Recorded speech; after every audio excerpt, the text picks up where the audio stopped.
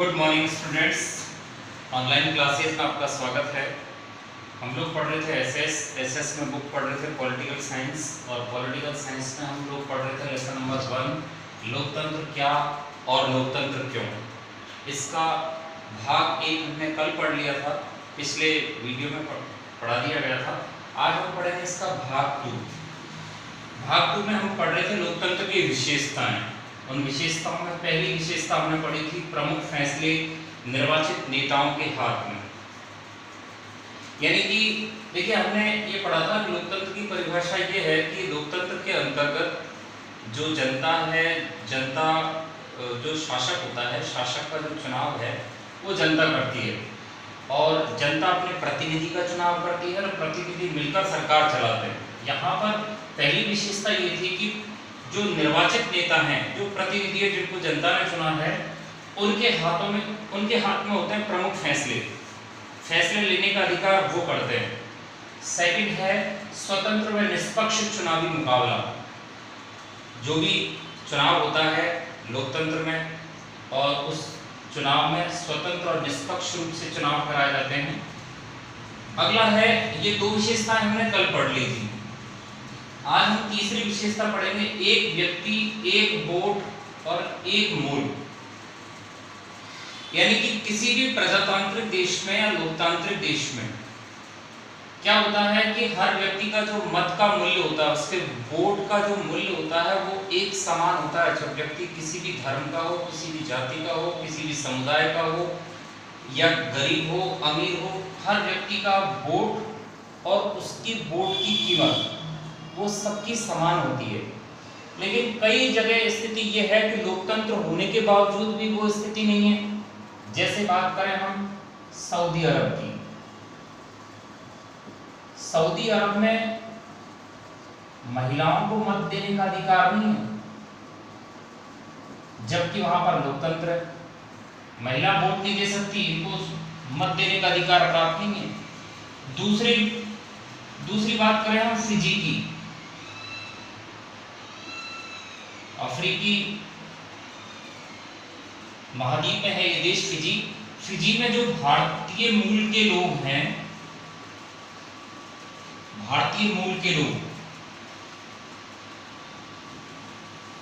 इनका जो मत मूल्य है,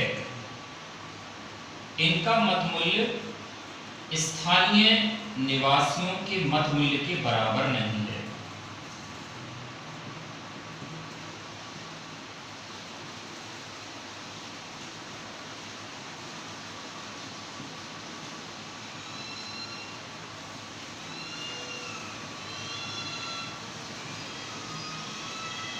यानी कि फिजी की स्थिति यह है कि भारतीय मूल के लोग रहते हैं, वहां पर काफी सारे लोग भारतीय मूल के लोग रहते हैं, लेकिन वहां पर ये जो फिजी के लोग हैं, इनके मत का मूल्य और भारतीय मूल के लोगों के मत का मूल्य ये समान नहीं है। ज्यादा जो तवज्जो दी जाती है, ज्यादा जो मत मूल्य माना जाता है वो स्थानीय लोगों का माना जाता है, अर्थात फिजी के लोगों का। जबकि लोकतंत्र की पहचान ये है कि लोकतांत्रिक देश में प्रत्येक व्यक्ति के मत का मूल्य समान होता है, वो चाहे किसी भी धर्म, जाति, समुदाय से संबंधित हो। और इसी प्रकार का एक उदाहरण देते हैं हम लोग एस्टोनिया का। एस्टोनिया जो देश है, वहां पर भी जो रूस है, जो रूस के मूल निवासी हैं, जो रूसी मूल के हैं, एस्टोनिया देश में रूस के लोग रहते हैं काफी सारे, तो वहां पर भी एस्टोनिया के लोगों के मत का मूल्य अधिक है, जबकि रूस के लोगों का जो मत मूल्य है वो एस्टोनिया के लोगों के मत के मूल्य से कम माना गया है। तो यहाँ हमने विशेषता देखी, एक व्यक्ति एक वोट और एक मोड। इसके कुछ एग्जाम्पल देखिए। इसका मतलब ये है कि लोकतांत्रिक देश की पहचान, लोकतांत्रिक शासन व्यवस्था की पहचान ये है कि प्रत्येक व्यक्ति के मत का मूल्य बराबर होता है। लेकिन इसके बावजूद भी हमने 3 उदाहरण पढ़े। सऊदी अरब का पढ़ा जहां पर महिलाओं को मत देने का अधिकार प्राप्त नहीं है। फिजी का पढ़ा जहां पर भारतीय मूल के लोगों को मत का मूल्य कम माना गया है। इसी प्रकार एस्टोनिया में भी जो रूसी मूल के लोग हैं उनको भी उनके मत का जो मूल्य है वो कम माना गया है। ये हमारी तीसरी विशेषता हो गई। इसके बाद में हम चौथी विशेषता पर आते हैं। चौथी विशेषता है हमारी कानून का राज और अधिकारों का आदर। देखो, कोई भी लोकतांत्रिक देश की पहचान ये है कि वो संविधान में जो लिखे कानून होते हैं उन कानूनों के अनुसार शासन करता है। सरकार जो है वो संविधान का आदर करती है, संविधान में वर्णित कानूनों को के अनुसार शासन करती है। वो कानून से ऊपर नहीं है सरकार। फर्स्ट ऑफ सबसे बड़ी जो लोकतांत्रिक देश की जो विशेषता है वो ये है कि संविधान सर्वोपरि है। और इसके बावजूद भी कई सारे लोकतांत्रिक देश ऐसे हैं जिसमें एक देश के बारे में हम चर्चा करेंगे, वो देश है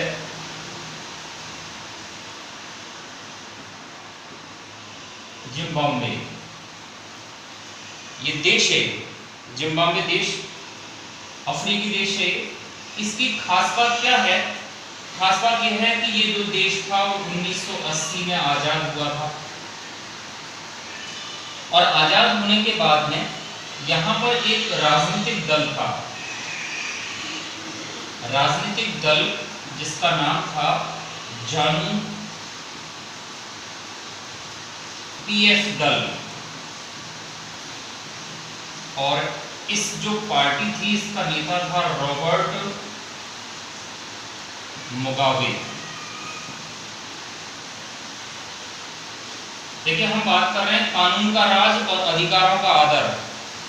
इसका मतलब ये था कि कोई भी लोकतांत्रिक देश, हर प्रत्येक लोकतांत्रिक देश में एक संविधान होता है। संविधान में लिखित कानून के अनुसार ही प्रत्येक सरकार उसके दायरे में रहकर, संविधान के दायरे में रहकर फिर शासन करती है। जबकि कुछ लोकतांत्रिक देश के उदाहरण ऐसे भी हैं जहां पर कई सरकारों ने उससे बाहर निकलकर शासन करने की कोशिश की, संविधान को ताक में रखकर शासन करने की कोशिश की। उनका हश्र क्या हुआ, कैसे हुआ, उसके लिए हम आपको एक एग्जाम्पल दे रहे हैं एक देश का, जिस देश का नाम है जिम्बाब्वे, जो 1980 में आजाद हुआ था। यहाँ पर यूरोपीय लोगों का कब्जा था, यूरोपीय लोग यूरोप का उपनिवेश था जिम्बाब्वे, जो आजाद हुआ 1980 में। 1980 में आजाद होने के बाद में यहाँ पर लोकतांत्रिक शासन व्यवस्था को अपनाया गया, जिसमें एक दल निकलकर सामने आया जिसने आजाद कराने में एक महत्वपूर्ण भूमिका निभाई। जो उस दल का नाम था जानू पीएफ दल। उसका जो नेता था वो था रॉबर्ट मुगाबे।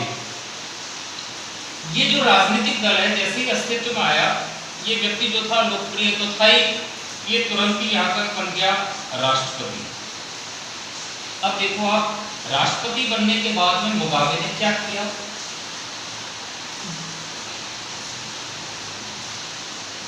मुगाबे जो राष्ट्रपति है जिम्बाब्वे का, उसने राष्ट्रपति बनने के बाद में क्या किया कि राष्ट्रपति अधिकारों में वृद्धि,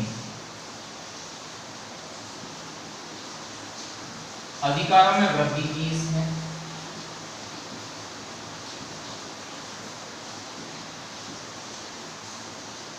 और इसके साथ साथ में भी जो खास बात होती है लोकतांत्रिक शासन व्यवस्था की, भी जवाबदेहिता होती है जनता के प्रति।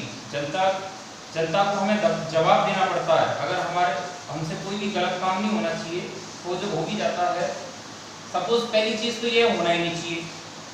और जनता सरकार से कभी भी जवाब ले सकती है, आपने ऐसा काम क्यों किया।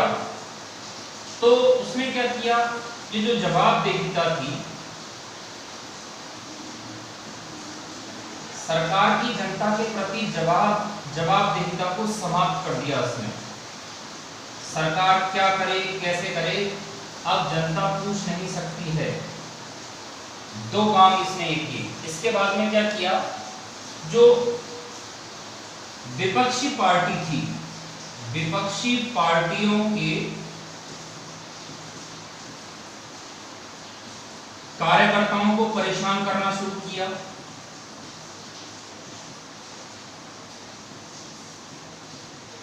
विपक्षी पार्टी के जो कार्यकर्ता थे, जो भी जानू पीएफ दल जो था, उसकी विपक्षी जो पार्टी थी, उसके जो कार्यकर्ता होते थे उनको जबरन परेशान किया जाता था, कानूनों में उनको उलझाया जाता था। जब कभी भी वे लोग कोई सभा संगोष्ठी या मीटिंग करते थे तो उनकी मीटिंग को होने नहीं दिया जाता था। एक दो आदमी अपने ऐसे भेज दिए जाते थे जिससे उनकी मीटिंग संपन्न नहीं हो पाती थी।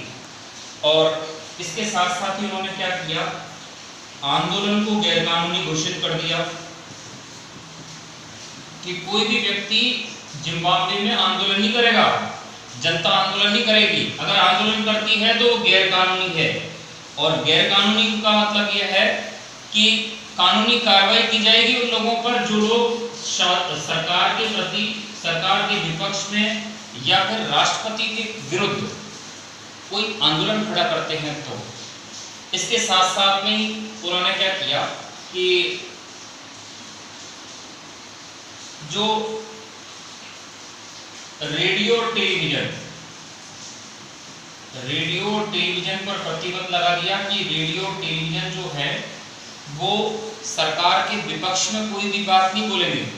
अगर बोला जाता है तो उनका जो चैनल है वो लॉक कर दिया जाएगा, उसको गैर संवैधानिक घोषित कर दिया जाएगा। हालांकि अखबारों को तो छूट दे रखी थी, न्यूज़पेपर को, पत्रिकाओं को, अखबारों को छूट दे रखी थी, लेकिन वो भी अपनी कोई भी चीज को छापने से पहले इस बात का ध्यान रखें कि वो सरकार के विरुद्ध कोई चीज को नहीं छापें। इस प्रकार की व्यवस्थाएं, इस प्रकार का नियंत्रण जो है वो वहां पर लगाया। इसके साथ साथ में ही जजों पर भी उन्होंने दबाव डाला, सरकार ने जजों पर दबाव डाला कि भाई सरकार के विरुद्ध अगर कोई व्यक्ति केस वगैरह कर देता है, कोई बात लेके जाता है सरकार के विरुद्ध, तो जजों पर दबाव डाला गया कि वो सरकार के खिलाफ कोई किसी भी प्रकार का कोई फैसला नहीं दे। इतना सब कुछ किया जिम्बाब्वे के राष्ट्रपति मुगाबे ने, और जिसका नतीजा ये रहा कि 2017 में इतना भयंकर लोग जो हैं वो आक्रोशित हो गए, आंदोलन पर उतारू हो गए, और 2017 में उनको बर्खास्त कर दिया गया।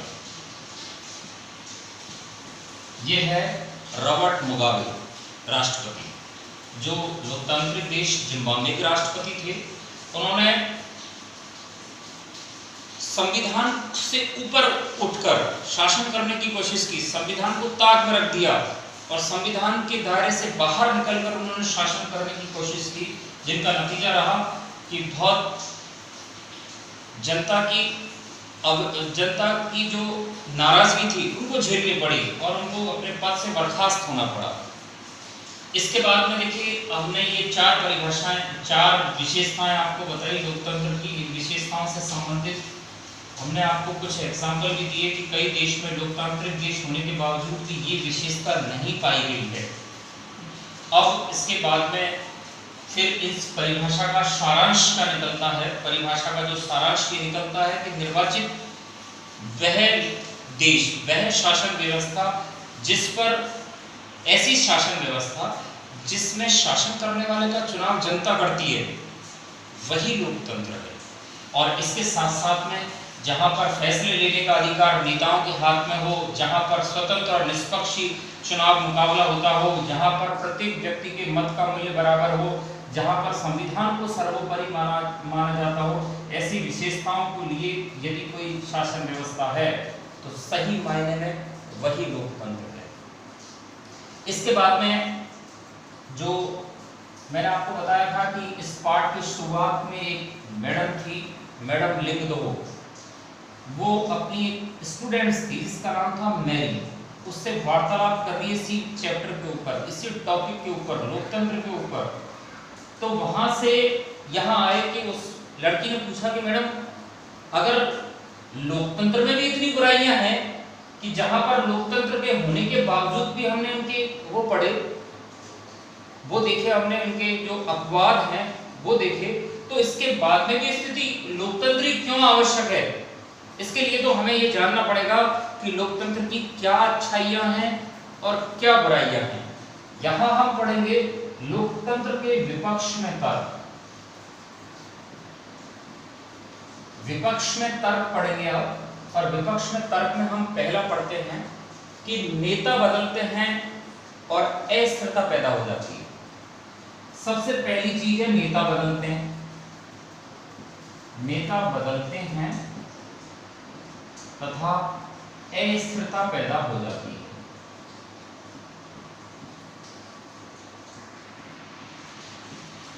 ये हम पढ़ रहे हैं लोकतंत्र के विपक्ष में तर्क। लोकतंत्र के विपक्ष में पहला जो तर्क है वो है नेता बदलते हैं। लोकतांत्रिक शासन व्यवस्था की खास बात यह है कि इसमें जो सरकार है वो एक सीमित समय के लिए चुनी जाती है। कई देशों में 5 वर्ष की है, कई देशों में 6 वर्ष की है, कई देशों में 4 वर्ष की है। तो यहाँ एक सीमित अवधि के लिए नेता चुने जाते हैं और फिर वो अवधि जैसे ही समाप्त हो जाती है फिर से दोबारा चुनाव होते हैं। यहाँ एक स्थिति ये थी कि जैसे हमारे देश में है 5 साल की अवधि, 5 साल में दोबारा चुनाव होते हैं। ऐसी स्थिति में देखो जैसे कोई योजना किसी सरकार ने लागू की, अब लागू करने के बाद में जब सरकार का जो समय जो है वो समय अवधि पूरी हो जाती है, 5 साल पूरे हो जाते हैं, आवश्यक नहीं है कि अगली बार भी वही सरकार आए और सरकार वो जो कोई भी नई नीति उसने लागू की है उस नीति को अगली सरकार भी अपनाए, ये आवश्यक नहीं है। हो सकता है कि सरकार उसमें परिवर्तन कर दे, हो सकता है कि पुरानी सरकार ने जो नियम कायदे कानून लागू किए हैं उनको नई सरकार समाप्त कर दे। तो इससे क्या है कि जनता में अस्थिरता पैदा हो जाती है।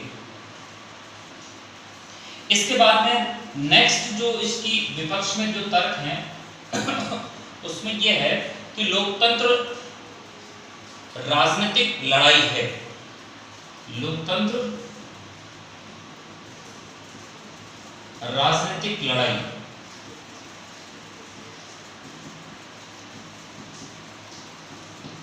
सत्ता का खेल,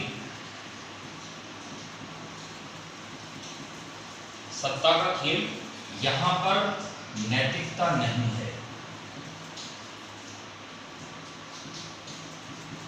देखिए इसके विपक्ष में दूसरा जो तर्क है वो ये है, लोकतंत्र जो है उसमें राजनीतिक लड़ाई होती है। एक दल की दूसरे दल के प्रति, एक दल कोई भी काम करता है, कोई भी बात बोलता है तो दूसरा दल उसी काम की या उसकी बात में कमी निकालने की कोशिश करता है।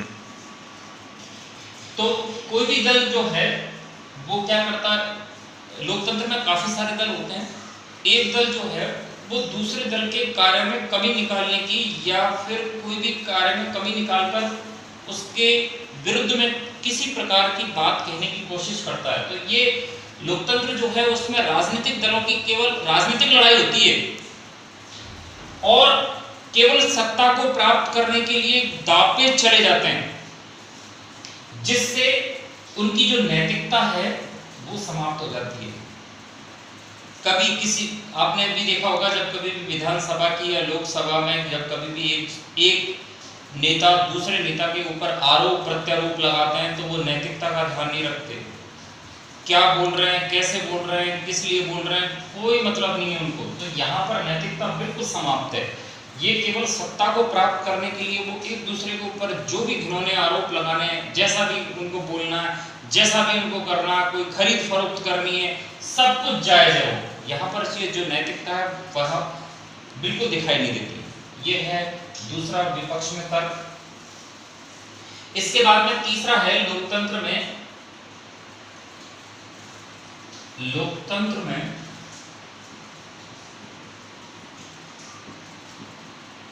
बहस व चर्चा, जिससे फैसले में देरी।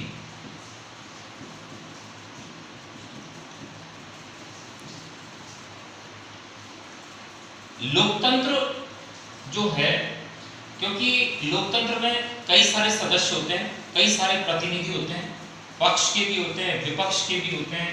जब कभी भी कोई भी मुद्दा लाया जाता है सदन में तो उसमें बहस और चर्चा होती है और उस बहस और चर्चा में काफी सारा समय निकल जाता है, जिससे कोई भी कभी-कभी ऐसा होता है कि कई फैसले जो हैं वो बहुत देरी से आते हैं।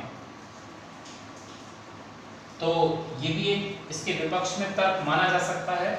इसके बाद में है निर्वाचित नेताओं को जनता के हितों का पता नहीं। निर्वाचित नेताओं को जनता के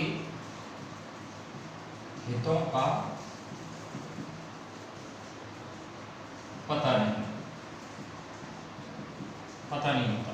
देखो कई बार स्थिति ये होती है कि किसी जगह से कोई नेता खड़ा होता है तो वो स्थानीय निवासी नहीं होता, आवश्यक नहीं है कि वो वहीं का ही हो, क्योंकि क्षेत्र काफी बड़ा होता है और वो वहां पर इलेक्शन लड़ लिए, वहां से निर्वाचित सदस्य के रूप में वो किसी भी सदन में जाके बैठ जाता है तो उसको जनता के हितों का ध्यान नहीं होता।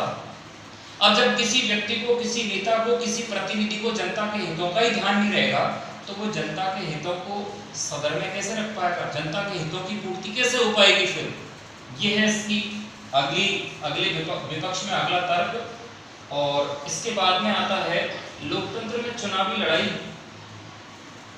लोकतंत्र में चुनावी लड़ाई खर्ची।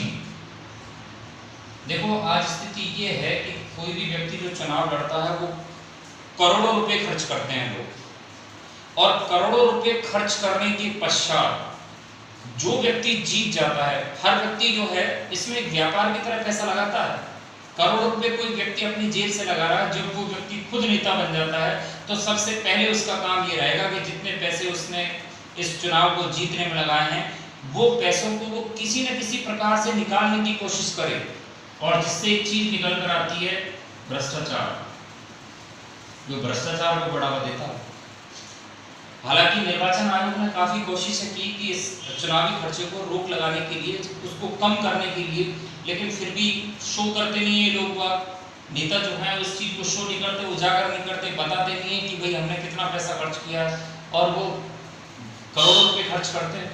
और करोड़ों रुपए खर्च करके जब कोई व्यक्ति जीतता है, कोई नेता जीतता है, तो जाहिर सी बात है वो सबसे पहले अपने जो रुपए उसने इस चुनाव को जीतने में लगाए हैं उन रुपए को वो निकालने की कोशिश करेगा।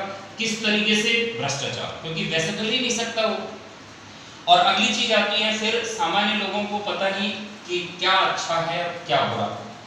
देखो हमारे देश की बड़ी लोकतांत्रिक देश, अगर हमारे देश के संदर्भ में बात की जाए, बहुत बड़ा जनसंख्या की, यहाँ पर 130 करोड़ की आबादी रहती है, जिसमें कई ऐसे लोग हैं जिनको ये पता नहीं है कि हमारे लिए कौन सी चीज़ अच्छी है, कौन सी चीज़ बुरी है। जैसे अगर हम बात करें कि ये जो एनआरसी वाला जो मुद्दा था, अभी एनआरसी वाला मुद्दा क्या है, क्यों है, कैसे है, लोगों को, आधे से लोगों को तो ये पता ही नहीं है कि एनआरसी जो एक्ट लागू किया गया था, ये एनआरसी एक्ट के फायदे क्या है और नुकसान क्या है, ये किसी को पता ही नहीं है। तो लोगों को अपने हितों का पता नहीं है और सरकार ने ये नियम पारित कर दिया एनआरसी। तो क्योंकि तो ये हमारे लोकतंत्र के विपक्ष में कुछ तर्क थे। इसके बाद में हम कल पढ़ेंगे लोकतंत्र के पक्ष में तर्क। तब तक के लिए धन्यवाद।